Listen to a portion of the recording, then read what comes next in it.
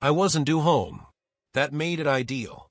The meeting ended early, so I grabbed Emma's favorite pastries from Riverside Cafe, hoping to score husband points. Instead, I found truth.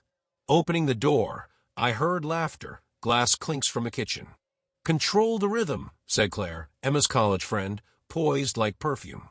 "Be loving, patient, then drop the divorce bomb when he's relaxed. He'll beg to stay, vow change. Ask for the house then."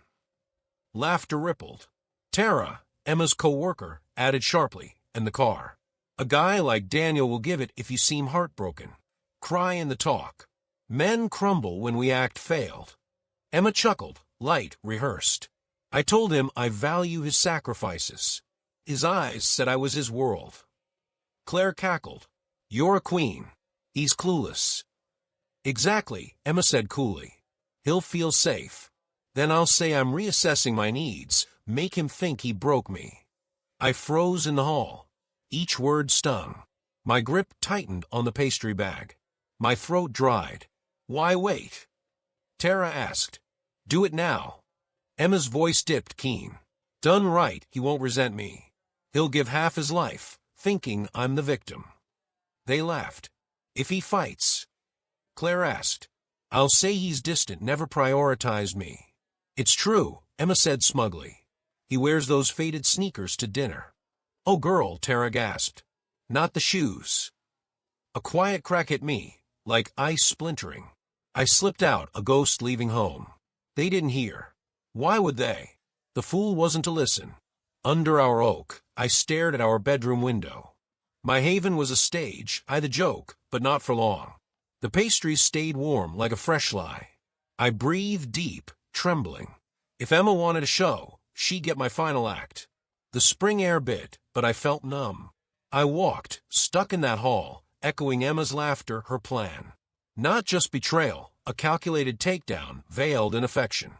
But I deny her the scene, no shouts, no pleas. If she wanted a fool, she'd get one, not as expected. I passed a flower shop, unnoticed before. I entered with purpose. A bell chimed. Tulips, mint citrus scents hit, soft jazz playing. Far from my storm. The florist, a kind woman in her 50s, looked up. "Help." I nodded. "Daisies white freshest." She smiled, fetching them. "Special day." "Just love," I said, gut twisting. She wrapped them in paper, tied with twine. Her steady hands calmed me. I needed that. Emma had sparked an emotional war. I wasn't blind. "Card," she offered, holding an envelope. I nodded. "Right. You make the ordinary beautiful." She smiled. "Lovely." "She deserves it," I said, meaning otherwise. Outside, daisies in hand, I felt steady, like slipping into a role. I wasn't Daniel the husband, Daniel the player. I rehearsed driving, the smile, warmth.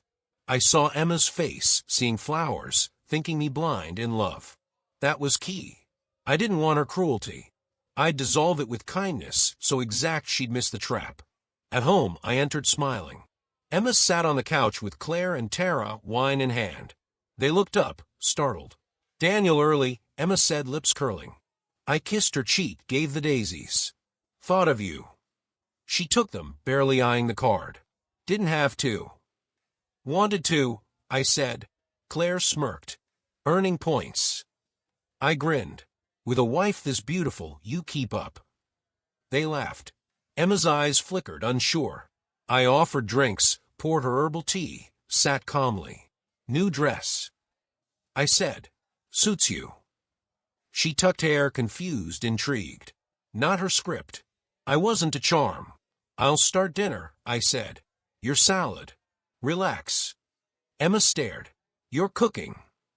"You deserve a break." I kissed her forehead, walked to the kitchen. Tara murmured, "Lucky." Emma didn't reply. She'd learned what losing control felt like. I was starting. It began with a veiled jab. In the kitchen, Emma leaned on the counter, swirling her glass as I prepped. Her friends left charmed, as if at a party, not my downfall's rehearsal. "You outdid yourself," she said sweetly. "Flowers, food. Why not always thoughtful?" I smiled. Needed a reminder. She sipped. "Keep it up. Tolerable lately." I let it slide, chuckling. Progress. She tilted her head. Claire says you're trainable. Men fold if pushed right. Believe that? I asked softly. She grinned. Maybe.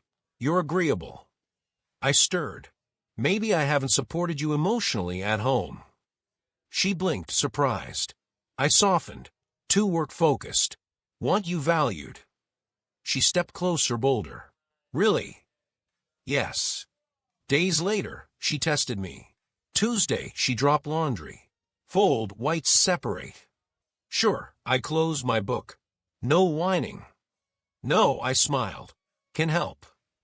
She left, wavering. Wednesday, she joked to Tara about my ambition. Untrue, but I laughed. Gotta warm the couch. My silence fed her confidence, seeing weakness. Brushing teeth, she said, thought you'd never handle me leaving. I rinsed, met her gaze. Thought so. She smiled. I smiled. Learning.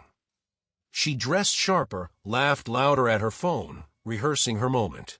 I watched, memorizing. A silent man sees the field. Emma didn't know I wasn't dead. I played her. The law office gleamed. Glass, leather, coffee scent.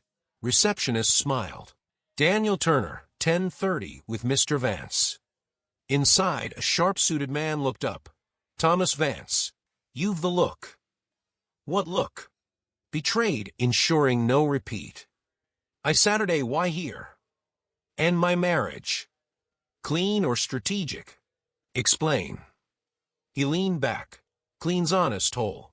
Strategics for the played, no smiling exit for them. I stayed silent. He nodded. When'd you know? Days ago.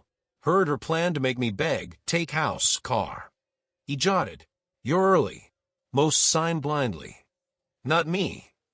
We discussed assets, her job, home. File quietly, he said. Serve when ready.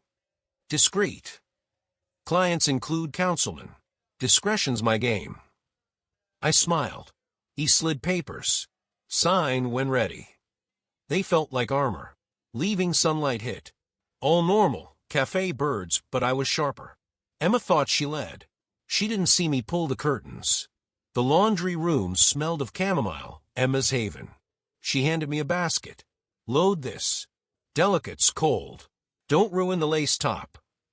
I nodded. Got it. She left on her phone. I poured berry rinse, staining if overused, on her top. It soaked like ink. I started the cycle. She returned, opened the washer, froze. Violet streaks marred the lace. What's this? She snapped. I entered, coffee in hand. Color run. What did you use? Detergent, spa mix. Berry on lace, she fumed. Sorry, I said. Thought, you don't think. Nothing for Tara's party now. I'll replace it. It's bespoke. I sagged. My fault. She stormed off, muttering, useless. Alone, I smiled. A crack in her act. Business trip, I told her. North retreat. She barely looked up. Don't call. I packed light, went to Ryan's lake cabin. He and Caleb waited, fire crackling, holding it together. Ryan asked. Barely, Caleb grinned. Fine. I shared all, hallway, stained top, hidden papers. She thinks you're broken, Ryan said. I'm her final act, I replied. Endgame. Caleb asked. Her trap, thinking she directs. We laughed, shared stories. The lake reflected stars. I felt lighter. Back home, Emma glanced at irises I brought. Welcome, she muttered. She thought she led. Not long. At the restaurant, napkins artful, we sat in a curved booth. Emma glowed, dressed tight. Claire and Tara sipped, buzzing. Generous, Tara said. Emma leaned in. Daniel's sweet lately. Trying. Talk flowed. Emma played wife, friends glancing. Time. Dessert came. Emma set her glass down. Daniel, about us. I nodded. We've grown apart. No fault. I want a divorce. Silence. I placed a folder down. Signed, filed weeks ago. Her smile cracked. What? Heard your kitchen plan. Tara laughed. You didn't know. Claire hushed her. Played Emma, Tara said. He's brilliant. Emma stared. You set me up. No, you did. I stood. You wanted a divorce. Granted. I left. At home, Emma stood, tear-streaked. I was going to tell you. You did, publicly. It was a joke. Don't. I don't want this over, she pleaded. You're that person, I said. You didn't think I'd see. You outsmarted me. You never thought I could. Silence final. One mistake, she said. You scripted my shame, I replied. A campaign. Can we talk? We did. I shut the bedroom door. It was mine again. A year later, the house is quiet. No tension. Anna's different, no games. We argued over oat milk. I braced for sarcasm, but she softened. Sorry, long day. On the couch, she said, thinking of her? A little. You're not there. Emma's a scar, not a wound. Healing's living beyond.